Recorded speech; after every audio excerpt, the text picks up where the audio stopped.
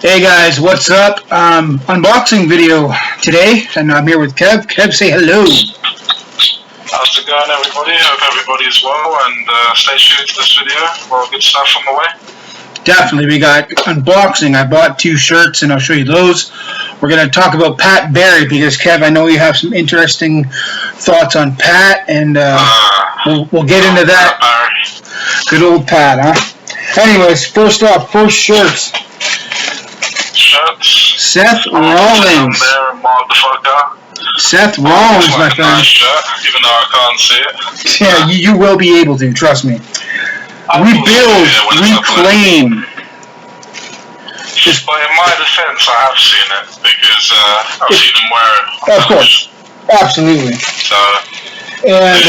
So yeah, Seth's new shirt. Can't wait to wear that, baby. That's an awesome pickup. Definitely. And Ambrose Jordan. I'm gonna say new champ because that's what he is. I can't. He stole it. I'm joking. Yeah, honestly, I loved him as a chaser, not as a champion. Well, I'll just say that right now. Yeah, I don't think it was strong in the way he won the title. Because let's just face it, guys. It was his credibility for who he is as a person. And let's just face it, he only won the title because of Roman Reigns' fuck up. Roman Reigns suspended 1 month. So Dean shirt right there. His championship reign doesn't count, even though it does in the record books. But like you said, because of the fuck up, that's most likely why. Yeah, and which, in my opinion, isn't legitimate. They didn't earn it on their terms. It honestly isn't, man. And the way that I think SummerSlam, which I'm going to, so I'll get more on that a little later. Nice. Yeah, I've got a few announcements for that, baby. But yeah, like I said, I have a video. This is lots of surprises. Definitely. All people who listen to me, all 200 of you, really deserve that surprise, and I'm just looking to cater to the people. So, I'm sure. But yeah, let's get into it, man. Pat Barry, we talked about this the other night, and take it away, man. You started this, so you. Yeah. There's an idea that I brought to the table that we was going to talk about in this video, and now that we're here, all you guys' ears are open, all you MMA fans. Basically, Pat Barry's obviously been in the UFC for like donkey's years. I don't know how long exact, but it feels like it's been forever. And he's one of the old faces that are still currently I wouldn't say flirting around. I know his girlfriend is Fug Rose, but we're not talking about her. I stick to Pat Barry. I always thought he was a bit too small for a heavyweight, and I thought he would have suited a light heavyweight just based on the fact that he was carrying too much weight for his stature. You got to remember, he's only like 5'10", and he would come in about 230, 240. Completely, stocky or bulky, or just same thing really, just complete bulky, shorter heavyweight, and this is where he didn't have the advantage. So even though he had good stand up, he was carrying too much size. He didn't have a good ground game, and he was getting outstruck by most of the heavyweights because they were a lot bigger than him, better reach, stuff like that. So I think if he would have cut down to being a light heavyweight with height and weight, maybe like a Rashad Evans, another guy that's not tall as he is, but was solid as a light heavyweight, I think he would have found better success. His record wouldn't be so, I would say embarrassing, because at the end of the day, he's an elite fighter, all of those guys are, to be in the top brand, but, I think he would have had a few more victories under his belt, give or take. I totally think that. What about you, Steve? Yeah, I'm with you, man, because I've seen a few of his fights, and he's cornering Thug Rose at the moment, and unfortunately, that's the word for it, because you can almost watch him. That big win over Paige Van Zandt, You can almost watch him in the corner and feel like he wasn't done, and feel like I need one more. I got one more in me. Let me have one more. Yeah, and it's not just that. What you got to remember is, like, people like the likes of Brock Lesnar would have Pat Barry in his training camp, because obviously Pat Barry, like the guy or hate the guy, has actually got good stand-up skills. Mm-hmm. He's got good kicking power, good technique, good hand movement, everything.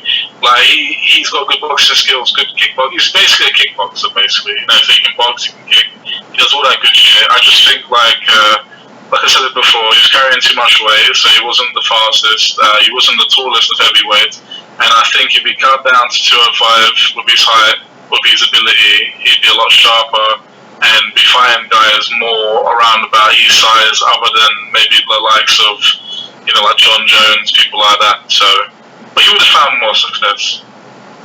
I agree. Who knows? Maybe even middleweight. Who knows? Depending on if he can cut that much. If he's willing to make that sacrifice. Yeah, that's a huge sacrifice. Yeah, huge sacrifice. Yeah, man. So yeah, you guys give me your thoughts on Pat Barry and all that, what we just talked about, and I would love to hear your thoughts, and because you just heard ours. Another thing you brought up, Kev, was TNA's and Lucha Underground's Hernandez, Supermax, and yeah, the former tag partner of what's his face? Was it Homicide? Yeah, I think so. That's it, LAX. That's the one, yeah. The big man himself, Mr. Hernandez. That guy. So, me and Steve were just on the internet, and we came across this video of where he went to one of these indie promotions, and he was like the big name coming through, to sell some tickets, whatnot. And he didn't actually end up doing the show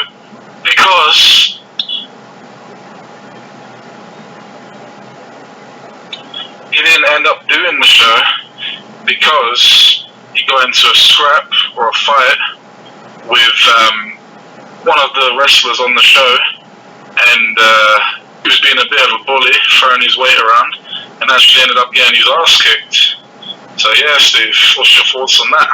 Well, having just seen the footage from the link you showed me, it's pretty apparent that there's some bullying tendencies going on, and basically the guy he was attempting to throw his weight around and just basically got the drop on him first, and now they're in a bit of a Twitter war.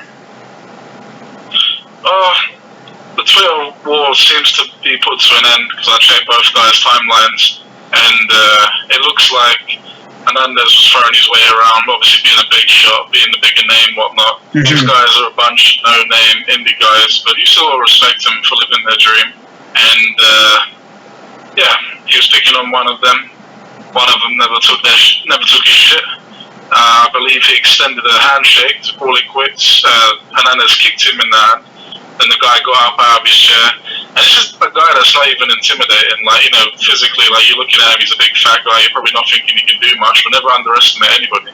So he got up out of his chair, and he punched Hernandez straight in the face, and got the better of him in that exchange until the locker room broke up, and then Hernandez fled the building with his family, and didn't actually end up competing on that show, Steve. So I thought I'd let you know that. Good to know, man. Good to know. People know that. Yeah, pretty crazy. I'm not a huge TNA fan, as everyone knows. I mean, TNA back in my day when I was watching it had Raven, had Samoa Joe, had Daniels, all the great stuff. AJ, all the great guys, and Kazarian. Oh, Kazarian, and Daniels I actually saw when I went to Global Wars this past May. Great show. I mean, just amazing. So they both. We can agree. TNA helped build. AJ Styles, Samoa Joe, Kazarian, Daniels, to name a few, helped build the foundation for TNA. Oh, absolutely, 100%. And unfortunately, all their talent ended up going to WWE, or most of them, the goodies. From the likes of EY, AJ Styles, Samoa Joe, Bobby Roode, just to name a few, Rhino, who I believe was in TNA as well, came back to WWE. There's a few of the guys floating around. Killings, Ron Killings, our truth. Yeah. So many people in the mix where I can honestly say it's an exciting time to be a WWE fan and to be watching NXT, seeing the likes of all these veterans show up and show you what you've been missing out on if you haven't been watching TNA. So you will have the treat of seeing the likes of AJ Styles and Samoa Joe and Bobby Roode and Austin Aries, to name just a few. Mm-hmm. So definitely stay tuned for that. Yeah, I can't wait, man, because in about 6-7 weeks, I go to Brooklyn for the Wrestle Weekend of a Lifetime. NXT on Saturday night, which is the same night as 202, I believe. Which is run by your man, Triple H. Yes, sir. SummerSlam Sunday night. Raw the next night, so that is going to be one hell of a weekend for me. Expensive weekend, but it is all worth it, every single penny.